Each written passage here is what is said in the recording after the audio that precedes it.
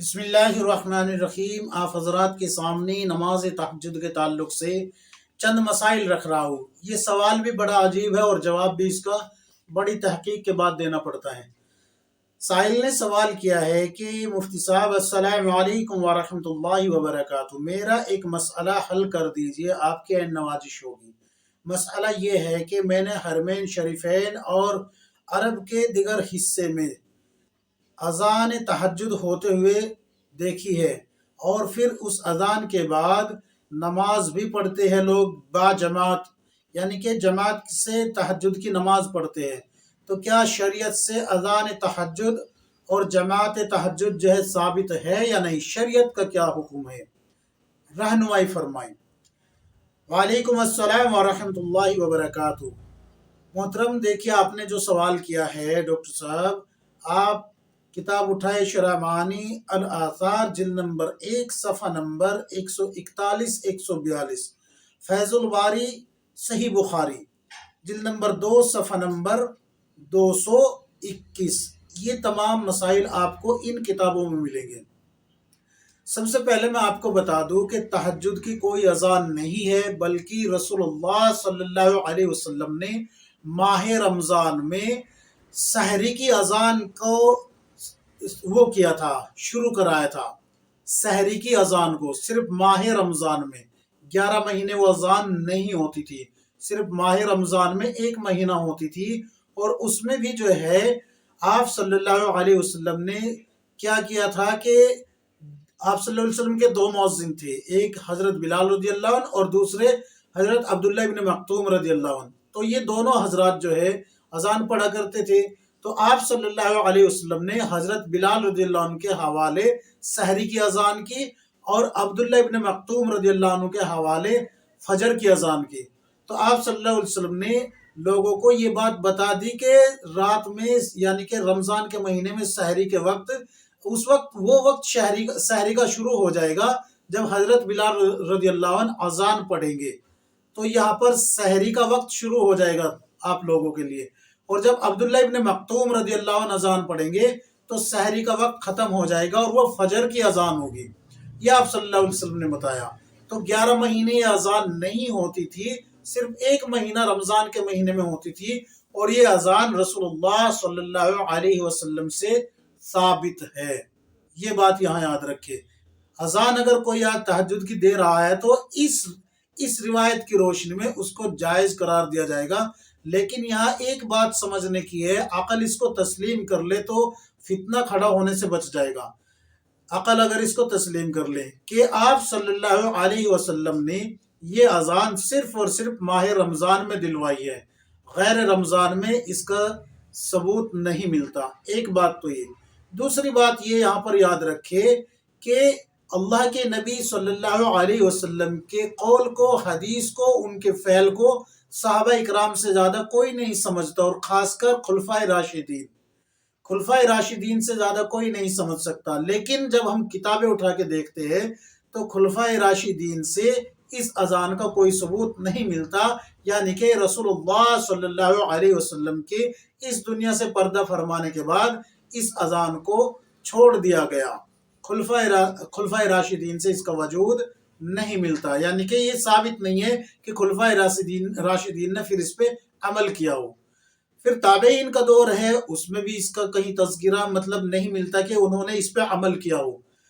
چاروں ائمہ میں سے بھی کسی نے عمل نہیں کیا، لیکن امام احمد بن حنبل رحمۃ اللہ علیہ نے اس کو جو ہے بطور جواز شامل رکھا، اپنی فقہ میں بطور جواز اس کو شامل رکھا۔ تو یہاں پر یہ چاروں امام ہیں، انہوں نے بھی اس پہ کہیں کبھی عمل کرنے کی کوشش نہیں کی، اور نہ ہی امت میں اس کو رائج کرنے کی کوشش کی۔ تو یہ آیا کہاں سے ہے؟ اب یوں ہوتے 1 صدی گزر گئی، 2 صدی گزر گئی، وقت گزرتا گیا، تو پھر وقت آتا ہے آل سعود کا۔ تو آل سعود میں سے جب بخاری شریف کو دیکھا گیا اور آل سعود نے دیکھا تو اس میں اس اذان کا تذکرہ ملا اور اس کو رائج کر دیا۔ اس کو کیا رائج کر دیا۔ تو خلفائے راشدین سے، صحابہ اکرام سے اور چاروں امام سے اس طریقے سے یہ ثابت نہیں ہوتی کہ بھئی انہوں نے اذان کو رائج کیا ہو، بلکہ آل سعود میں سے اس وقت رائج ہوا ہے۔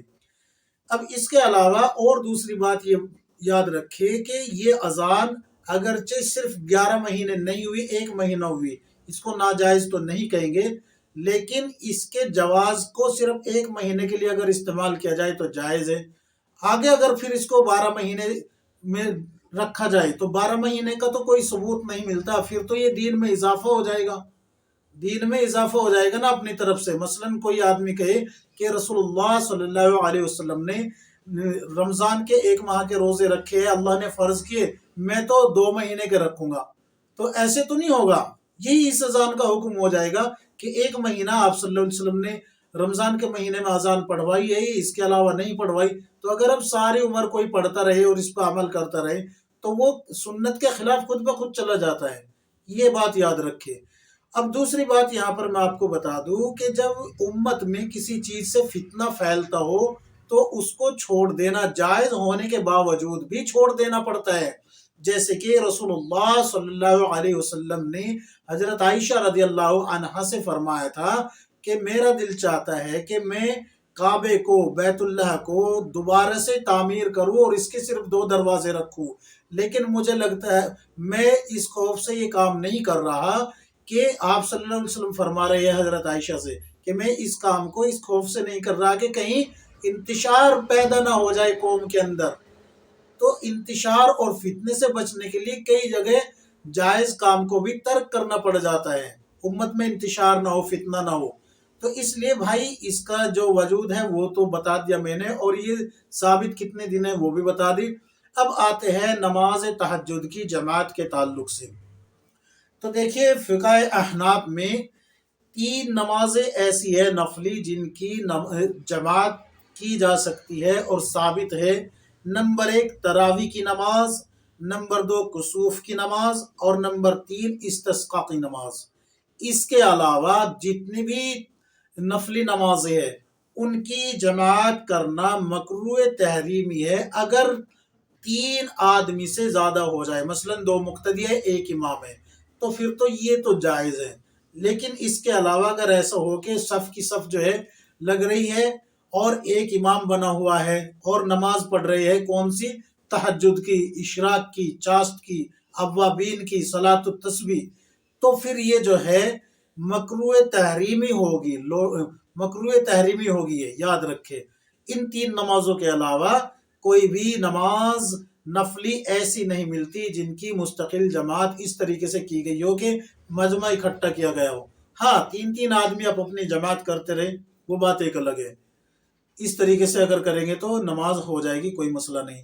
اب یہاں پر ایک بات اور یاد رکھے، قیام اللیل، قیام اللیل تہجد کو بھی کہا گیا ہے، اور رمضان کے آخری عشرے میں جو یہ آج جو ہے جو آپ نے دیکھا ہے کہ تہجد کی جماعت ہو رہی ہے تو قیام اللیل اس کو کہا گیا ہے، اور وہ رمضان کے آخری عشرے یعنی کہ 10 دن میں جو ہے اس طریقے سے کرتے تھے کہ جیسے مثال کے طور پہ 20 رکعت تراویح پڑھنی ہے تو 10 پڑھ لیتے تھے، 12 پڑھ لیتے تھے یا 8 پڑھ لیتے تھے، اور باقی کی آخری حصے میں پڑھتے تھے، رات کے آخری حصے میں قیام اللیل کے طریقے سے، اس طریقے سے یہ نماز پڑھی جاتی تھی۔ اب اس کو اگر کوئی تہجد کی نماز با جماعت پڑھنا ثابت کرنا چاہے تو بھائی یہ ایسا تو ثابت نہیں ہوتا، رسول اللہ صلی اللہ علیہ وسلم سے ایسے ثابت نہیں ہے، یاد رکھیں۔ میں نے حوالے بھی آپ کو پڑھے ہیں کہ شرح معانی الاثار جلد نمبر 1 صفحہ نمبر 141 142، فیض الباری صحیح البخاری جلد نمبر 2 صفحہ نمبر 221، یہ تمام مسائل آپ کو یہاں پر مل جائیں گے۔ یاد رکھیں تہجد کی اذان جائز تو ہے لیکن صرف ماہ رمضان میں، اور جماعت جو کر رہے ہیں وہ صرف 3 نمازوں کی ہے، اس میں سے میں نے بتا بھی دیا ہے کہ کس طریقے سے وہ آخری عشرے میں اور آخری حصے میں قیام اللیل جس کو کہتے تھے، تراویح کے کچھ حصے کو یعنی کہ کچھ حصہ چھوڑ کے تراویح کا اس کو جو ہے آخری حصے میں پڑھتے تھے، جیسے کہ 8 رکعت پڑھ لی، 20 رکعت میں سے 10 پڑھ لی، 12 پڑھ لی اور باقی آخری حصے میں پڑھنی ہے، اس طریقے سے پڑھتے تھے، نہ کہ تہجد کی رکعت پڑھتے تھے وہ۔ اللہ تبارک و تعالی ہم سب کو کتاب و سنت کے مطابق زندگی گزارنے کی توفیق عطا فرمائے، آمین یا رب العالمین۔